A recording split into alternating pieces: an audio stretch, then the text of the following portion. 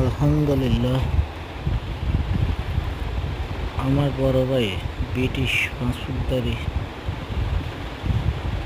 6 মাস পর আবারও বাংলাদেশে আসলো। এবারে শুধু গিফট আনা হয়েছে ওনার বন্ধুদের জন্য।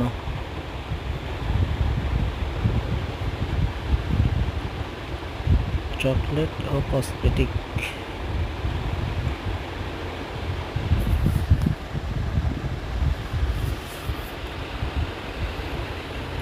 যাদের খেতে ইচ্ছে হয় জানাবেন, দেখে দিতে পারি কিনা কয়েক প্যাকেট। দোয়া করবেন সবাই আমাদের পরিবারের জন্য।